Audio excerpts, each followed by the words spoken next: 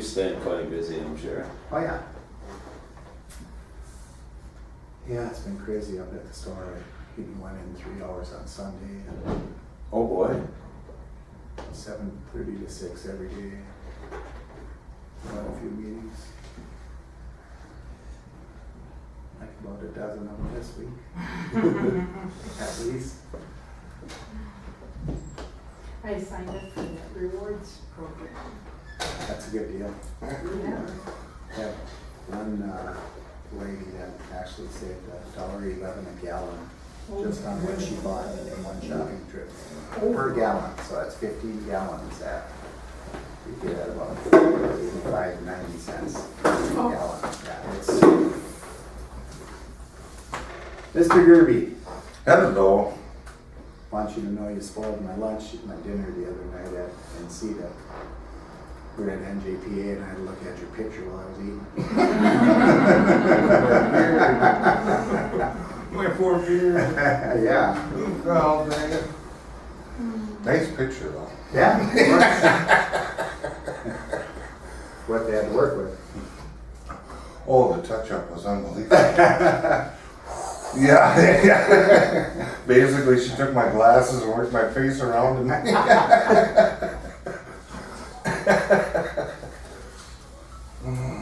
Gosh, we had a good meal there. Didn't we, Carol?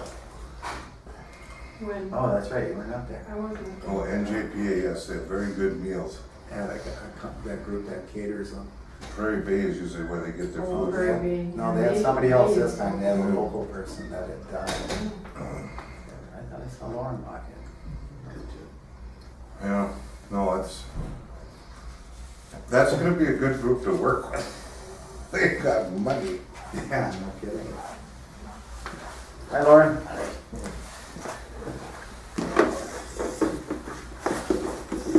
Bob coming, you know? I haven't heard either way, so I would assume you should be. Lauren, I see you were talking to the highway patrol, you got a, You know, I picked that up at Motley County Fair several years ago.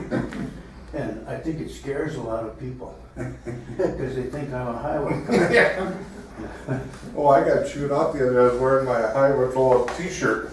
This gal just got picked up for no seatbelt. Yeah. You know Oh, what's your that- fault. Yeah, you know what's that cost? That's about, what, $35? It's $110 or $125 and I thought, that's too bad. She said, you guys are getting the money. And I said, me? I didn't get anything off that. Or I'd be out running around. I've got Yeah. 11 on my watch, so, this was a recess meeting, called meeting to order. And, we have an agenda before us. I entertain a motion to adopt the agenda. So moved. Second. Okay, we have a motion and a second. All in favor, signify by saying aye. Aye. All same sign. Motion carries. Business, the JCPenney building. Alright, so Greg came in and I and Carol was there for a little bit, got into the JCPenney building with Earl Beckman. Bickman from Integrity Group to take a look inside there. And frankly, for a downtown abandoned building or vacant building that I've been in, and I've been in a few, that was one of the cleanest ones that I've been in. And the whole main level is really well cleaned out. The basement's actually pretty clean too. The upstairs area where the veteran service office used to be in that ballroom and bar area had a bunch of other junk up there, but even then it wasn't too bad. There are definitely signs of leaking on the south wall where it abuts the, well, that's actually along the staircase, I suppose, from the interior, but the paint's peeling. You can definitely see in spots where there's water protruding along that side. I did have the opportunity to call John Plaisted, the owner of the building, after our last meeting, and he told me that he did have somebody that quoted him a patch job for the roof at $7,200. And I asked him, hey, if you ordered that work to be completed, I think that would make it much more attractive for us to take the building. So I think that would still be something that I would entertain back to him as from this group. In terms of overall cost, and nothing is formal in terms of quotes, but rough estimates for somebody that I think has experience in this line of work. You wouldn't be able to, just in hazard removal alone, because there is asbestos in the building, likely within the tile floor and the tile in the basement, and Harold believed he should probably deal with that right away. So that's going to be a huge expense, and he wouldn't even quote anything like that. He did a similar project in Granite Falls with the county courthouse. They didn't think it was even that much in terms of quantity, but the total bill ended up being $75,000 for the hazard removal. So noting that it's there, I mean, it's something that's going to have to get addressed somehow by somebody, whether or not we have to do it well in the median time of us owning the building, or if it's part of the development project moving forward, and some, requesting that the next owner be able to mitigate that, I think is going to have to get addressed. So that's a huge component, just adding that. If the roof was in need of full replacement, the $60,000 was probably a conservative best quote. Earl thought with the square footage of the building, it'd probably lean closer to 75, possibly 100 for the roof. Tear down of the building entirely to the ground, because there's a basement, and building that back up, likely $400,000 to $500,000. And then likely you're going to have to put something back in its place, because you wouldn't leave that large section of the block open. You'd have some sort of building to fill the gap. If you're going to do any sort of renovation to it, parking is a huge factor, huge issue. We're probably going to need I think one of the advantages is that the full 2-story part of the building doesn't go all the way to the back, but they do have a second section that comes down and runs all the way to the back alley. He did believe that could be removed, and then you could shore up that back wall and make that an exterior, or put up an exterior wall in there, and that's certainly less than the demo cost to do it. But that alone, before you do any other work in the interior, you thought was going to be in the $200,000 range. Now those are ballpark numbers. That absolutely somebody with more experience, ability, if it's somebody, developer, contractor type person that does own it, they may have a lot of capacity to mitigate some of those costs, or ways to do it. On the flooring, you can cover it instead of tearing it out. As long as there's a mitigation strategy, I think that needs to be incorporated in the RFP, that somebody has to have a mitigation strategy for the hazardous materials that we're aware of. So that said, that's just going to add to the cost of their plan, or a reduction in their. So what was, you threw out all those numbers, so if we were to take on that building and try to remodel it, what's the total number? Tear down? Versus if we, to make it. A remodel to gain some parking spots there without doing anything on the interior is $200,000. Okay, that's what I was after. That's just to take down the back section of the building and build it and put up a new wall. That's not with the mitigation. And that's not with mitigation. You'd be looking at $300,000 or $400,000 with mitigation and Yeah. roof repair. And then to probably redo the interior to make it usable to whatever new function you're gonna have. I think in terms of plumbing, electrical, heating and cooling type things, it's not the worst situation. A lot of it is already done. There were floor outlets already installed from when Help Systems was in there. So with the basement, there is the ability to put that back in, or be able to put that in. So if you are turning that into office space, I just don't think in terms of retail, it's going to make an attractive retail facility without the parking. It's going to be tough, because even if you take the back section off the building, I can't promise you how many parking spots you're going to get.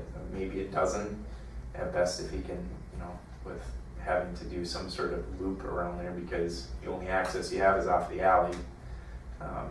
So you know, getting vehicles in and out of there would be a little bit of a trick if you don't make a lot of turning space for them. So realistically, it's about the same price. If we buy it and fix it up, Yeah. or buy it and demo it, it's gonna cost the same. I wouldn't say buy it, I Oh. would say get possession of it. Yeah. Good. You know. So I mean, if you think of it in this terms, if we do nothing now and nobody buys it, and the owner's, he's made it pretty clear he's trying to unload this thing and get some sort of value out of it. And you can do it by claiming a tax write-off. Once the taxes stop being paid, then it's just gonna keep deteriorating. Nobody's gonna take care of it. It's, in 7 years, it goes to the county, they're gonna unload it, and then who knows what's gonna happen to it, who's gonna get possession, maybe we do at that time, assume possession of it. At that point, you're gonna have to tear it down, or you're gonna have even worse renovation costs than what it is today. The tear down expense is gonna be 7 years more expensive because everybody knows nothing gets cheaper with time. Well, and it'll be a minimum of 7 years, because even once it goes forfeit, then there's a process that the county has to go through to, so that can take up to a year or more for that to happen. So, Is there money available for the cleanup of the asbestos if the city owns it? Well, we have a You have pollution some. cleanup fund that could help somewhat, you know, depending on how much it is. You know, we don't have and an yeah, awful lot I think there, you but have to get an that would- assessment yeah. done. What Right. about the renovation part of it? Is there any grant money or anything? I mean, I think back to the Buckman Exterior, building. yeah, exterior probably, maybe because of some of it it was built in, that building was Yeah, built HPC pretty reduced early, it. so at least the HBC would come in to do exterior facade work. Maybe USDA has some sort of programs, not that I know of. not that you know of. I mean, we've got our loan fund, you know, unless you guys wanna do something with your EDA fund. Well, who was it? Was that Brainerd that just got 75 grand for downtown revitalization? Right, and I think that was through that small cities Yeah. Okay. grant. But So again, for small you're doing- cities, then it's exterior, we're pretty much exterior work. Exterior, yeah, it's The not roof interior, would, exterior, the and roof then would you get qualify. Davis Bacon. Yeah, and you have to pay prevailing wage. And you have to have an end user. If we go through the expense of acquiring the building, remodeling, setting it up, putting it back together, what prognosis is there for occupancy? Well, I don't think we would I don't- actually do the I don't remodel. think- I mean, yeah. we would do I'm an not asking us to RFP. do that. Yeah, we would do an request for But- proposal and have people come to us and say, okay, this is what we think we can do with this building, this is how we're gonna pay for it.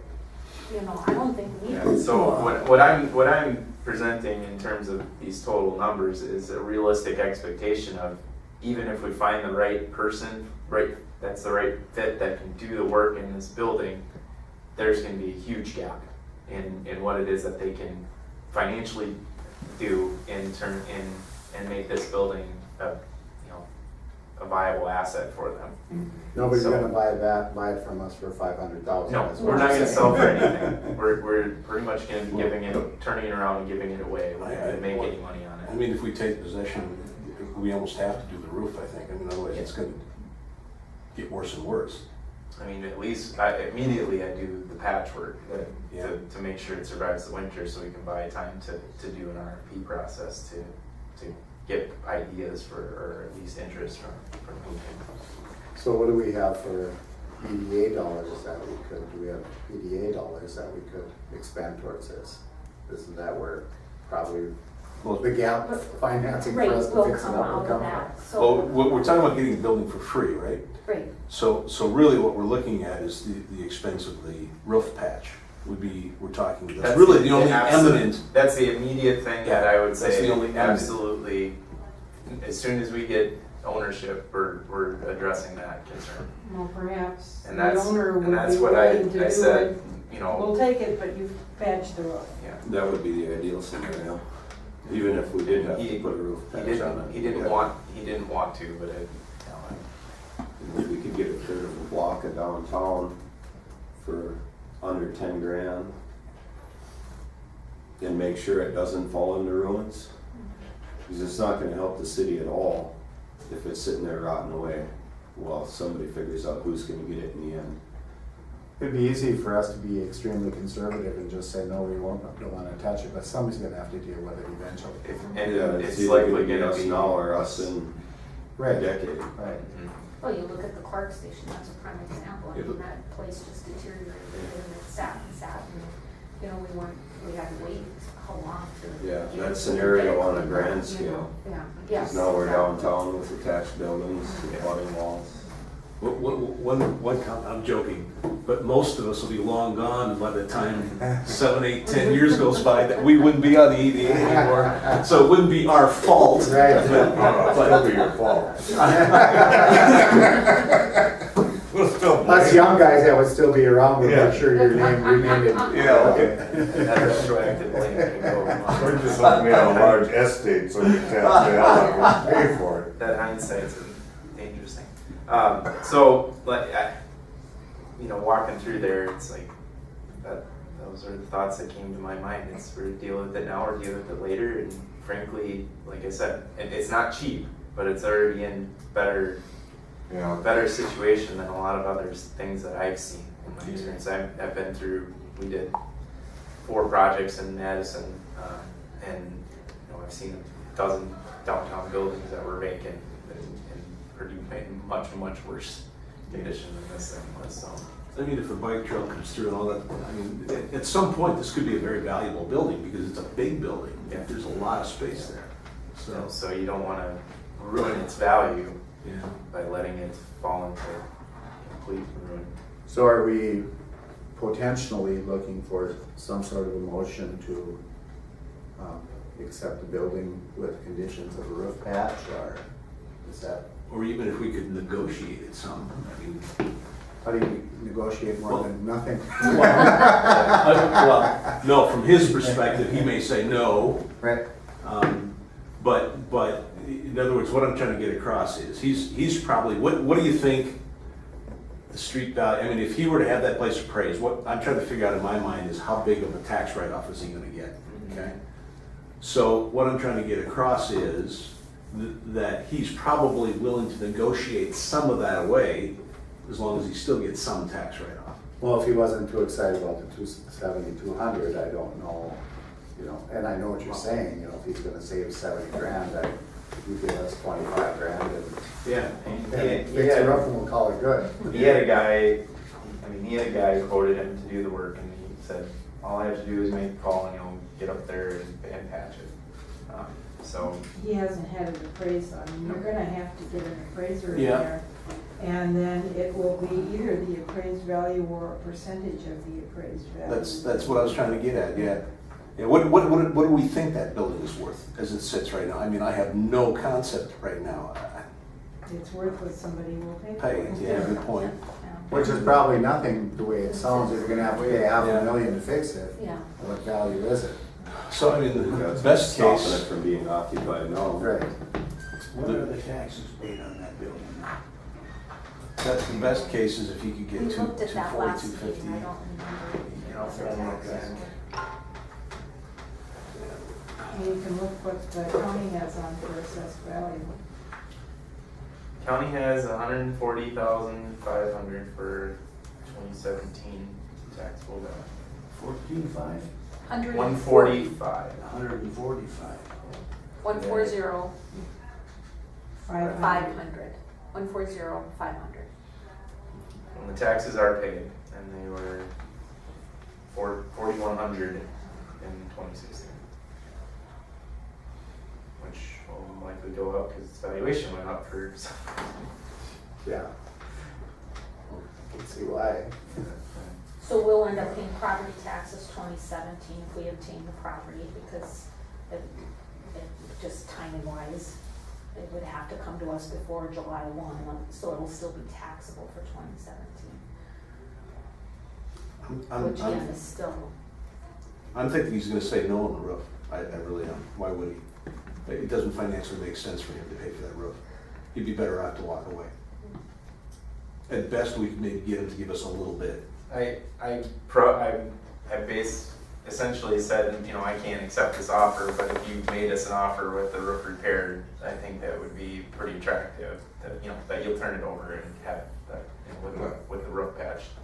And he said no. Yeah. So, Yeah, I don't see any reason why he would do it. Okay. It doesn't make any financial sense. He had The roof's gonna somebody- cost him more than he's Yeah. gonna save in the write-off. Yeah, he had somebody lined up to do it, and that was only because he didn't want the building to start falling down and be liable for Mhm. that. But I think in this point, it's either all or nothing, you know, he either gives it to us or it's nothing, and then I think he's at his end of, I'd put enough money into this building. Yeah, so I think a motion to accept the building with a roof repair is a waste of time. That's my gut. I don't know, maybe I'm wrong. Then what were you talking about negotiating? Well, I was trying to figure out how big, in my mind, how big a tax write-off is he gonna get if he's able to write this thing off? And what does that turn into real dollars for him? I mean, best case scenario, he maybe gets a third of it back, tax-wise. So, you know, but again, you know, let's say it's prices at 200,000, he gets a third of that back, that's 60,000. So what I'm trying to say is maybe we could get him to pay part of it. Where maybe he pays 25 grand and we have to eat the rest. Anything that we can give him is better than nothing, I guess is what I'm trying to get across. Am I making sense? Am I saying it the right way? Yeah, you are. I understand what you're saying. If we get him paid the roof, it's a better deal for us all the way around. Yeah. He still gets his. 7,200 seems to be too much for him. Yeah, yeah. So, So you might wanna split it with them. yeah. That's what I was trying to get at. Can we negotiate something that way? I'm just trying to get out of this as cheap as we can. It's a lose-lose situation on the short term, no matter what we do. Yeah.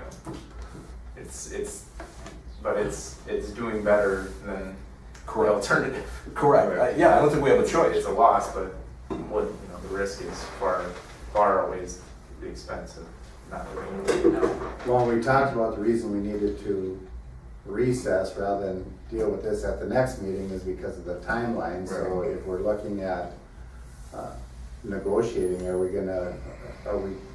why not just start with the roof patch, give you authorization, start with the roof patch and work your way back to nothing? Because that's what it's gonna, we don't wanna say, okay, it's gotta be half, and then Yeah. he says no, then we gotta come back and meet again, okay, let's split it in half again. Yeah. I would say just, can we do a motion that covers it and start with asking for the roof patch, or start with asking for half, and if he says no, do what you can, and if we don't get anything, authorized to just take it. The patch was 7,600. 72. 72. That's not the worst. So if I made a motion, not making a motion, to accept that building, that he forfeits it over to the city of Little Falls, and give you negotiating power to try to negotiate up for the full price of the roof patch, but give you the leniency or the leeway to accept just the building itself. I would second that. Okay, we have a motion and second, further discussion, that's what I was thinking, I think that's reasonable, because that way, we're not gonna keep coming back here, recess this and. Yeah, this is a good. Of course, the one concern is that by looking at the motion